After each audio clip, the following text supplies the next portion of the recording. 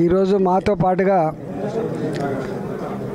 ఉన్నటువంటి మా నాయకులు, మా కార్యకర్తలు అందరికీ కూడా నమస్కారం. ఈరోజు గ్రామ పంచాయతీలలో పాలక మండలి లేక 2 ఏళ్ళు అవుతుంది. గ్రామాలన్నీ కూడా వల్లకాడుగా మారిపోయినాయి. లైట్లు వేసే దిక్కు లేదు, మోరీలు తీసే దిక్కు లేదు, సఫాయిలను సరిగా చూసే దిక్కు లేదు. సెంట్రల్ గవర్నమెంట్ నుంచి వచ్చే ఫండ్స్ కూడా గ్రామ పంచాయతీలకు రాక జీతాలు కూడా ఇవ్వలేని పరిస్థితిలో ఉన్నాం. ఇప్పటికైనా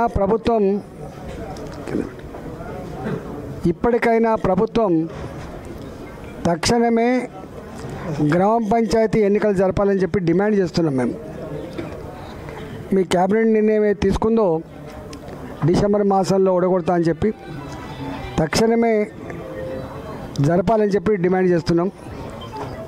దాంట్లో భాగంగానే ఇవాళ 25 ఏళ్ళుగా ఈ నియోజకవర్గంతో ప్రత్యక్ష సంబంధం ఉన్నవాడిగా, జిల్లాలో అనేక సంవత్సరాలు జిల్లా పార్టీ అధ్యక్షుడిగా, జిల్లా మంత్రిగా పనిచేసినాం. కాబట్టి దీనికి బీఫాములతో సంబంధం ఉండదు. కాబట్టి అనేక మంది, వందల మంది మాతో గతంలో ప్రత్యక్ష పరిచయాలు ఉండి ఇవాళ ఎన్నికలు నిలబడదామన్నా, గెలుస్తామన్నా అని చెప్పి ఇలా అడుగుతూ ఉన్నారు. తప్పకుండా ప్రజల మధ్యలో ఉండి, ప్రజల మీద ప్రేమ కలిగి, సమస్యలు పరిష్కరించాలనేటువంటి జ్ఞాస ఉన్నటువంటి యువకులకి తప్పకుండా భారతీయ జనతా పార్టీ పక్షాన మేము మద్దతు ఇచ్చే ప్రయత్నం చేస్తాం. వార్డు మెంబరు వదిలిపెట్టే ప్రసక్తి లేదు, గ్రామ పంచాయతీలు వదిలిపెట్టే ప్రసక్తి లేదు. అన్నిట్లో కూడా పోటీ పెట్టుకొని ప్రజలను మెచ్చినా, ప్రజలు నచ్చినా, ప్రజల మధ్యలో ఉండేటువంటి వాళ్ళకు భారతీయ జనతా పార్టీ గుర్తులు లేకపోయినా, బీఫామ్ లేకపోయినా కూడా మేము సపోర్ట్ చేసి గెలిపించుకునే ప్రయత్నం చేస్తాం. ఉమ్మడి కరీంనగర్ జిల్లాలో అత్యధికంగా వార్డు మెంబర్లు, అత్యధికంగా గ్రామ పంచాయతీ సర్పంచ్ గెలిపించుకునే ప్రయత్నం చేస్తాం. ఆ తదుపరి మండల సచివాలయాలు లేవు. ఇవాళ 3 అంచెల విధానం ఉంటుంది. అసెంబ్లీలు, పార్లమెంట్లు చట్టాలు చేసే అధికారం ఉన్నప్పటికీ కూడా ప్రజలతో నేరుగా సంబంధం ఉండేది ఇవాళ స్థానిక సంస్థలకు మాత్రమే ఉంటాయి.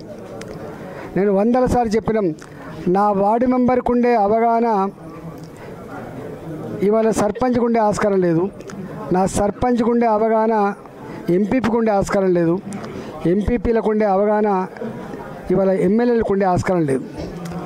నిత్యం ప్రజల మధ్యలో ఉండి కరెంటు సమస్య కావచ్చు, మురికి కాలువల సమస్య కావచ్చు, రోడ్ల సమస్య కావచ్చు, కుటుంబాల్లో తలెత్తునటువంటి సామాజిక పరమైన సమస్యలు కావచ్చు, ఏ చిన్న అవసరానికి కూడా ఓ ఎంఆర్ఓ ఆఫీస్ తీసుకుపోవాలన్నా, ఓ ఎంపీడీ ఆఫీస్ తీసుకుపోవాలన్నా, ఓ పోలీస్ స్టేషన్ తీసుకుపోవాలన్నా, ప్రతి దానికి కూడా ప్రత్యక్ష సంబంధాలు కలిగిన వాళ్ళే. కాబట్టి ఇవాళ వాళ్ళకుండే అవగాహన మాకుండే ఆస్కారం లేదు. కాబట్టి ఇవాళ డెఫినెట్గా పార్టీకి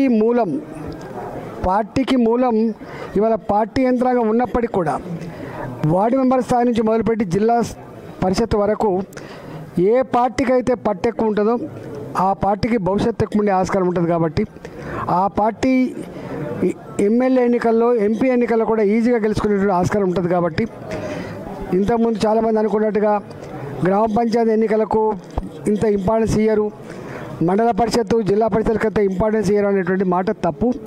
ఈసారి మాత్రం పూర్తి స్థాయిలో మొట్టమొదటిసారిగా ఇవాళ సర్పంచ్ ఎన్నికలు జరుగుతాయి. కాబట్టి పూర్తి స్థాయిలో మా ఆశావాళ్ళు ఎవరైతే ఉన్నారో ఏరి కోరి ఒక్కరినే పెట్టుకునే ప్రయత్నం చేస్తాం, ఇవాళ గెలిపించుకునే ప్రయత్నం చేస్తామని చెప్పి నేను మనవి చేస్తూ ఉన్నా.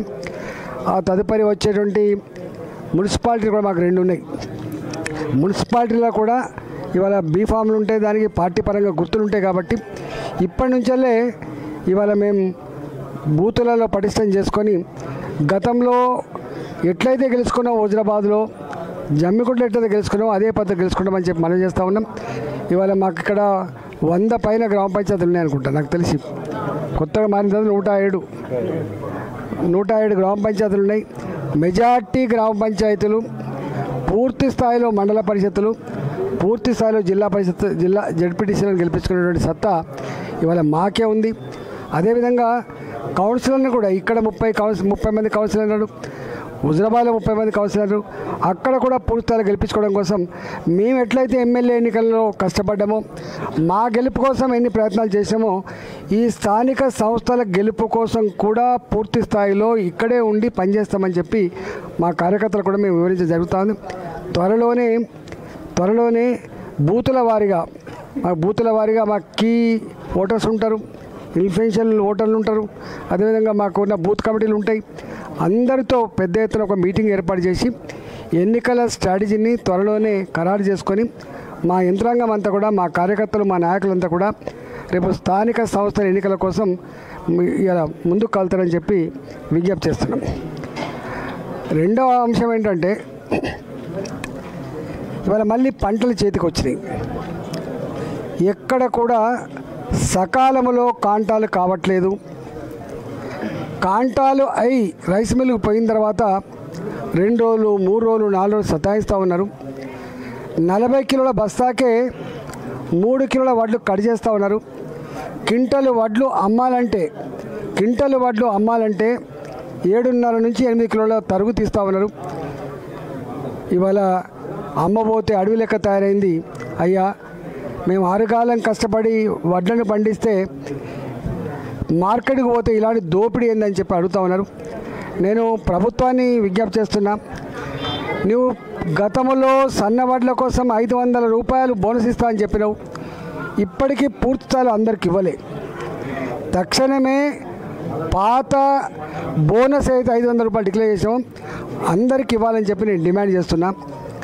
రెండవది, ఈ ప్రభుత్వం 2 లక్షల రూపాయల రుణమాఫీ పూర్తి చేయలే. ఇంకా అక్కడక్కడ చాలామంది రకరకాల పద్ధతిలో మీరు ఆపిపెట్టినారు కాబట్టి రైతుల రుణమాఫీ కూడా సంపూర్ణ చేయాలని చెప్పి కూడా నేను డిమాండ్ చేస్తూ ఉన్నా. మొన్న వర్షాలు పడి ఈసారి 2 సార్లు 3 సార్లు కూడా వడ్లన్నీ మునిగిపోయినాయి.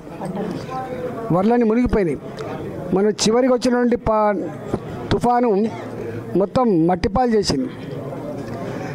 నేను మళ్ళీ డిమాండ్ చేస్తున్నా, 10,000 రూపాయల చొప్పున ఏదైతే మీరు అనౌన్స్ చేసిందో తక్షణమే రైతాంగానికి ఎకరానికి 10,000 రూపాయల చొప్పున ఇవ్వాలని చెప్పి డిమాండ్ చేస్తున్నాం.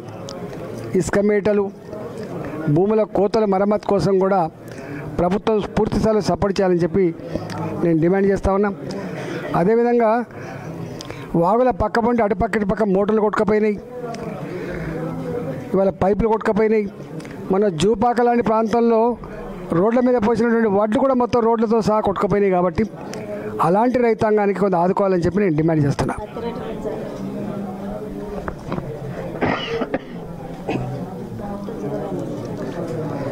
పత్తి విషయంలో కూడా కోఆర్డినేషన్ చేసుకొని నాంచకుండా, ఎందుకంటే మొన్నటి వర్షాలకి ఒకవైపు ఏర్లు కుళ్ళిపోయి బక్క రాగడి పొలాలల్లో మొత్తం పంతంతా ఎర్రబడిపోయింది. జనరల్గా ఈ వర్షాకాలం అయిపోయిన తర్వాత మళ్ళా ఎగురొచ్చి కొత్త పూత, కొత్త కాయ వచ్చే ఆస్కారం ఉంటుంది. కానీ హైబ్రిడ్ వచ్చిన తర్వాత కొత్త పూత లేదు, కొత్త కాత లేదు. కాబట్టి ఇవాళ 7 క్వింటాలు మాత్రమే కొంటా అనే నిబంధనలు ఎత్తేసి ఎంతైతే పంట వచ్చిందో కొంత రంగు మారినప్పుడు కూడా కొనాలని కూడా చెప్తా ఉన్నాం. వాళ్ళు మమ్మల్ని అంటారు సీసీఐ ఉన్నది అని. సీసీఐ కూడా మేము రిక్వెస్ట్ ఇప్పటికే చేసినాం. మరొకసారి సీసీఐ కూడా ఇక్కడ ఆంధ్రప్రదేశ్, ఇక్కడ తెలంగాణ విషయంలో ఇంత పెద్ద ఎత్తున తుఫాన్ వచ్చి ఇంత పెద్ద ఎత్తున నష్టపోయింది కాబట్టి రైతాంగాన్ని ఆదుకోవాల్సిన చక్కర ఉన్నది. ఇక్కడ వర్షాకాలం పంట మెజారిటీ వరితో సమానంగా పత్తి ఎక్కువ ఉంటుంది. కాబట్టి పత్తి పంట పండించిన రైతాంగానికి కన్నీళ్లు మేల్చకుండా రాష్ట్ర ప్రభుత్వం కేంద్రంతో మాట్లాడుకోవాలి. కేంద్రంతో మేము కూడా మాట్లాడతామని చెప్పి మేము విజ్ఞప్తి చేస్తాను.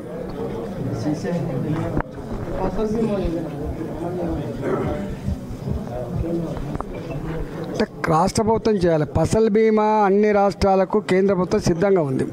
వీళ్ళు సకాలంలో ప్రీమియం చెల్లిస్తే ఇలా ఈజీగా ఉండేటువంటి ఆస్కారం ఉండదు.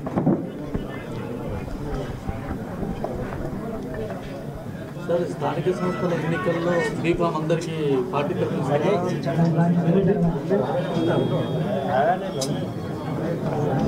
సర్పంచ్ ఎన్నికలకు ఇప్పుడు అది లేదు కాబట్టి ఇప్పుడు అది వచ్చిన మళ్ళీ మాట్లాడతాం.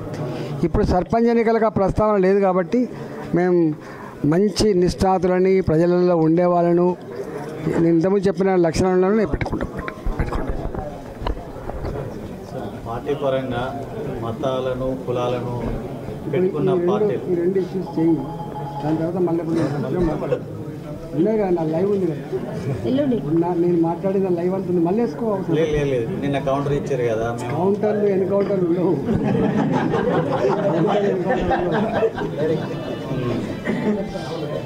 మళ్ళీ ఇప్పుడు కౌంటర్ ఎన్కౌంటర్ అని మళ్ళీ వాళ్ళు హెడ్డింగ్ పెట్టుకుంటారు. రైతులది చాలా ఇంపార్టెంట్. అది burning issue, okay burning issue. Etela Rajender sir నమ్ముకున్నందుకు టికెట్లు వస్తాయా రావని ఆశాలో ఆందోళన ఉంది సార్. అది ఒక్కటే క్లారిటీ ఇవ్వండి. నేనే ఉంటున్నా కదా వస్తాను. నేను ఉండి గెలిపి మీకు తెలిసి ఉండాలి. ఈటల రాజేందర్ అనే నేను ఎమ్మెల్యే ఎన్నికలప్పుడు నేను ఎట్లా తిరుగుతానో జెడ్పీటీసీ ఎన్నికల గట్టిన తిరుగుతా, ఎంపీటీసీ ఎన్నికల గట్టిన తిరుగుతా, సర్పంచ్ ఎన్నికలు కూడా గట్టిన తిరుగుతా. మీకు తెలుసు ఇక్కడ మెజార్టీ సర్పంచ్ సీట్లు, ఎంపీటీసీలు, ఎంపీపీలు, జడ్పీలు ఎవరు గెలుచుకోవడం మీరు చెప్పండి. ఎప్పుడైనా ఓడిపోయిందా జమ్మికుంట నచ్చిన పంచాలి? ఎప్పుడైనా ఓడిపోయిందా మండల పరిషత్? ఎప్పుడైనా 20 ఏళ్ళల్లో ఒక్కసారి జడ్పీటీసీ ఓడిపోయిందా? 20 ఏళ్ళల్లో ఎంపీపీ ఎప్పుడైనా ఓడిపోయిందా? 20 ఏళ్ళల్లో సర్పంచ్ కానీ ఇక్కడ మున్సిపల్ చైర్మన్ ఎప్పుడైనా ఓడిపోయినామా మేము? సర్పంచ్ ఓడిపోయినామా మేము? 70%, 80% అక్కడక్కడ అప్పుడప్పుడు మేము ఎక్కడ తప్పు చేస్తాం ఓడిపోవచ్చు. కానీ అదర్వైజ్ అన్ని మండలాలు సంపూర్ణంగా, అన్ని మున్సిపాలిటీలు సంపూర్ణంగా 80%, 70% గ్రామ పంచాయతీ గెలుపుకున్న ఏకైక నియోజకవర్గం హుజురాబాద్ నియోజకవర్గం. 20 ఏళ్ళుగా నేను ఉన్నా. నన్ను 20 ఏళ్ళ నుంచి చూసుకుంటా మళ్ళీ ప్రశ్న అడుగుతారా మీరు? నేను ఒక మాట, మా దగ్గర శ్యామ్ ఉన్నాడు ఇక్కడ, విద్యార్థి నాయకుడు, వచ్చి నిలబడితే బ్రహ్మాండమైన మేరతో గెలిపించుకున్నాం మేము. మీరు 8,000 మెజార్టీ, 9,000 మెజార్టీ మీకు ఐడియా ఉండాలి. ఇలా వేణు వెంకల ప్రభాకర్ గెలిచినా, శ్యామ్ గెలిచినా, ఇక్కడ అంతకుముందు ఇంకో వేరే వాళ్ళు గెలిచినా బ్రహ్మాండమైన మేరతో గెలిచిన వాళ్ళం మేము. వాటికి ఏదో 300, 200తో గెలిచిన సందర్భాలు ఎప్పుడు లేవు. నేను మా హుజురాబాద్ ప్రజలకు కూడా నా వినమ్రత చేసే విజ్ఞప్తి ఇప్పుడు పదే చేస్తున్నా. మీకు రోజు మీ వెంట ఉండి మీ సమస్యలు పరిష్కరించే వాళ్ళు వీళ్ళే కాబట్టి వాళ్ళని మీరు గెలిపించివ్వండి. వారితో నేను పని చేయించే ప్రయత్నం చేస్తా అంటున్నా. వాళ్ళు నా ఇంట ఉంటారు, నా వెంబడి పడతారు, పనిచేసే ప్రయత్నం చేస్తారు. ఇవాళ రోడ్లకు నేను 2021లో గెలిచిన తర్వాత నా మీద ప్రెస్ మీట్ పెట్టిండ్రు. సంవత్సరం అవుతుంది తట్టడి మట్టి తీసినావా అని చెప్పిండ్రు. ఇవాళ 2 ఏళ్ళు అవుతుంది. ఆ ముఖాలు ఎక్కడ పెట్టుకుంటారు మరి వాళ్ళు? ఇప్పుడు ఏం చేస్తున్నారు? అందుకని ఏడుస్తున్నారు. ఇవాళ మేము ఎక్కడికి పోయినా ఊళ్ళలో పోతే బిడ్డ మేము చీకట్లో ఉండిపోయినాం బిడ్డ, నా మాటలు కాదు. నా పక్కపంటి వీరు బొడిగేశ్వరమ్మ ఉన్నారు, నా పక్కపంటి దేవికమ్మ అని వచ్చింది మీ జర్నలిస్టు. ఇట్లా వచ్చి వాళ్ళు వచ్చి ఒకటే ఒక మాట అంటారు, అయిపోయింది బిడ్డ, రారాదు అప్పుడప్పుడు, నువ్వు వస్తేనే కదా కళ ఉండేది, నువ్వు రాక చిన్నపోయినట్టు అయిపోయింది బిడ్డ అని చెప్పి నేను అంటలేను. నేను సోషల్ మీడియాని నమ్ముకున్నాను కాదు, నేను ఈ మీడియాని కూడా నమ్ముకున్నాను కాదు. నీకు తెలుసు, మీకు 20 ఏళ్ళల్లో మీరు నా మీద ఒక ఆరోపణ ఉంటుంది, మేము వార్త రాసినామా రాలేదా, టీవీలో వచ్చిందా రాలేదా అన్న మమ్మల్ని అసలే పట్టించుకోవడానికి 20 ఏళ్ళు గట్లే బతికినాం. మేము శ్రమను నమ్ముకొని, ధర్మాన్ని నమ్ముకొని, ప్రజలు నమ్ముకొని బతికిన వాళ్ళమే 25 ఏళ్ళు. ఇవాళ మేము వాటిగా చేయని దానికి సోషల్ మీడియా పెట్టుకోడు, లేకపోతే ఈ ఆనందాన్ని అనిపించుకొని సోషల్ మీడియా పెట్టుకునే వాళ్ళం కాదు. ఉన్నదాన్నే చెప్పుకునే తెలివిలేని వాళ్ళం మేము, ఉన్నదాన్నే చెప్పుకునే తెలివిలేని వాళ్ళం మేము. అంటే మేము వాటిలో బట్టి పోం. మేము నిజం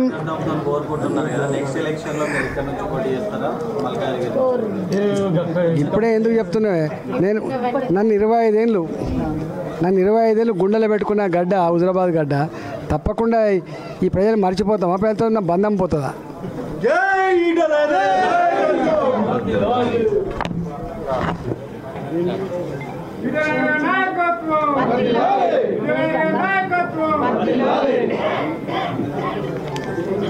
చెరువులకు ఎట్లా ఇవాళ రోడ్ అవుతుంది కొరకు ఇప్పుడు